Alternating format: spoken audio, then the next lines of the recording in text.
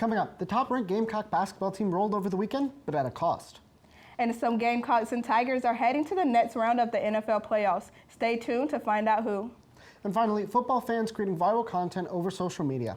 All these stories and more tonight on Palmetto State Sports. From the Blue Ridge Mountains and through the Midlands down to the coast, there's plenty of sports highlights and moments here in South Carolina. There's only one place where you'll catch all the action. This is Palmetto State Sports.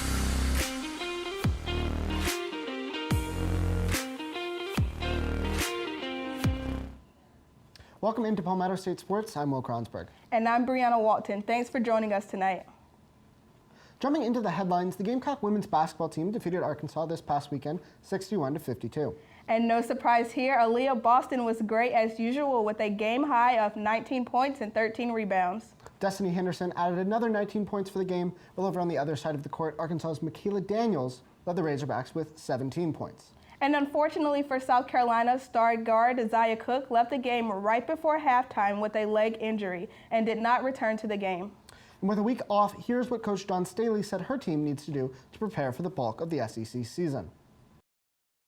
I think we have to work on ourselves. We got to work on taking care of the basketball. Got to work on late game situations. We got to work on just being able to keep somebody in front of us. Just work on competing and completing drills and scrimmages and special situations. The Gamecocks will take on Vanderbilt next Monday at Colonial Life Arena. You can catch the game at 7 p.m. on the SEC Network. Over winter break, the Gamecocks football team faced the North Carolina Tar Heels at the Duke Mayo Bowl. Here's Spencer Ball with the story. In their return to bowl season for the first time since 2018, the South Carolina Gamecocks, led by first-year head coach Shane Beamer, faced off against Hall of Fame coach Mack Brown and the North Carolina Tar Heels. Coach Beamer turned last year's 2-8 team into a gritty, bowl-eligible team this season. This incredible feat has him as a finalist for the Steve Spurrier Award for Best First-Year Head Coach in the nation. In this battle of the Carolinas, North Carolina was favored to win, but the Gamecocks came out firing in front of a packed house at Bank of America Stadium. On their first offensive drive, DeCarrion Joyner found Jaheim Bell for a 69-yard touchdown pass. And then after forcing a Tar Heel 3-and-out, Zeb Nolan again found Jaheim Bell, this time for a 66-yard touchdown pass. A field goal late in the first quarter made this an 18-0 lead for the Gamecocks, but this field goal was very important for senior kicker Parker White. With this made field goal, he broke former Gamecock kicker Elliott Fry's record for most points ever scored in the Garnet and Black.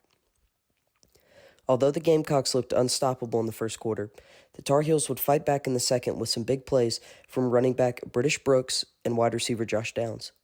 They put up 10 points pretty early on in the quarter, but star quarterback Sam Howell was under constant pressure, being sacked 4 times by the stout Gamecock defensive front. The most surprising thing about this high-scoring game in the Queen City was who was under center for the Gamecocks.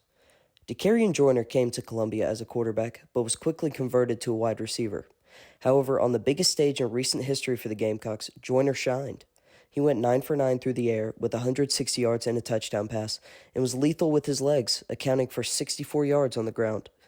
The stellar performance led the Gamecocks to their best offensive game of the season, with 543 total yards and a whopping 301 of them on the ground. This propelled the Gamecocks to a 38-21 victory over the Tar Heels, and this incredible performance from Joyner also led him to win the MVP of the Duke's Mayo Bowl. With the Gamecocks having won the Battle of the Carolinas under first-year head coach Shane Beamer, the future is bright in Columbia, and the Gamecocks will look to make some noise in the SEC East next season. For SGTV News 4 Sports, I'm Spencer Ball. After that big win, the Gamecocks football team received another. Rookie head coach Shane Beamer was just named the Steve Spurrier First-Year Coach of the Year by the Football Writers Association of America, alongside Tennessee's head coach Josh Heupel. Beamer led South Carolina to a 7-6 record for the 21 season and their first bowl game appearance since they lost to Virginia in 2018. But the last time South Carolina actually won a bowl game was during the 2017 season when they took the Outback Bowl over Michigan, and it's really good to see Gamecock football thriving, to see Shane Beamer doing really well in his first year. I know you have to be, if you're a Gamecock fan, you have to be excited for what Shane Beamer and the Gamecocks football team is doing. This is their first bowl game appearance in a long time, so I know it feels great for them. And that's all for the headlines in Gamecock sports. But coming up, we move from the college game to look at the pros. Welcome back. Outside of the Carolinas, it was a pretty hectic weekend in the NFL. SGTV News 4 sports reporter Spencer Ball is here to break down the Super Wildcard weekend. Spencer? We had an action-packed wildcard weekend in the NFL. The Bengals saw their first playoff victory in 31 years as they took down the Las Vegas Raiders this past Saturday, and they'll look to face the number 1 seeded Titans this weekend in Tennessee. In other NFL news, Tom Brady, Patrick Mahomes, and Josh Allen all looked elite as they led their respective teams to victory. As well as in Los Angeles, Matthew Stafford got his first playoff win of his career with the Rams after 186 career starts, which was the longest streak without a playoff win in NFL history. However, maybe the best game of the weekend belongs to the 49ers as they took down the Cowboys in Dallas. Late game drama was the story as Dak Prescott and the Cowboys ran out of time trying to snap the ball to cap off their fourth quarter comeback with a touchdown that would have tied the game. As well, throughout the weekend, we saw key plays made by stars who came right from our very own Palmetto State. Former Gamecock Deebo Samuel headlines the group, as he had 110 total yards from scrimmage and a touchdown to help propel the 49ers offense to victory against the Cowboys. 2 Raiders from the Palmetto State also had big days as South Carolina's Brian Edwards caught 3 passes for 41 yards, and Clemson's own Hunter Renfrow hauled in 8 passes for 58 yards. Former Tiger receiver T. Higgins also compiled a catch, but will be looking to have a bigger game next week at Tennessee. 2 special teams players for the Buccaneers also hail from the Palmetto State. Former Gamecock kicker Ryan Suckup hit a 34-yard field goal and 4 extra points to help the Buccaneers swiftly beat the Eagles. And former Clemson Tiger Bradley Pinion had 7 punts. That's it for NFL action this week, but the Bengals head into Nashville to take on the Titans this Saturday at 4:30 to kick off another weekend of action-packed football. You can watch this AFC showdown on CBS. Some very interesting football trends happening leading into the division round, so stay tuned. Welcome back from the break. Here beside me is Courtney Holman, and she's going to tell us everything that's going on in sports entertainment. Thanks, Brianna. NFL teams weren't the only ones who experienced devastating loss this week. Some fantasy football players experienced the same feelings when the online football league came to an end last Sunday. It even started a new TikTok trend, with many of losing fantasy players having to do crazy challenges such as dressing up in weird clothing, doing dances until they became famous, and even the Blazing Hot Challenge at Buffalo Wild Wings. I guess it just goes to show that losing virtually is just as impactful and hurtful as losing in real life.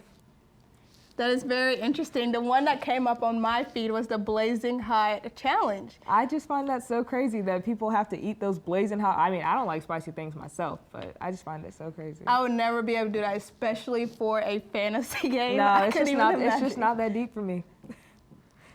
Coming up after the break, a calendar check for Palmetto State sports. Before we go, let's take a look at the Palmetto State calendar. All Gamecock teams are off for the next 2 days, but Gamecock men's basketball is back in action at home against Georgia at 3:30 on Saturday, while the women's team hosts Vanderbilt at 7 p.m. next Monday.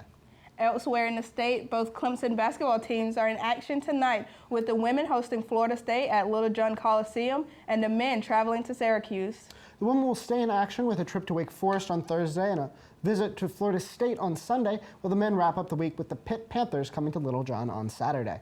And finally, the Coastal Carolina men's team will spend the week in Georgia, first facing Georgia Southern on Thursday and then facing Georgia State on Saturday.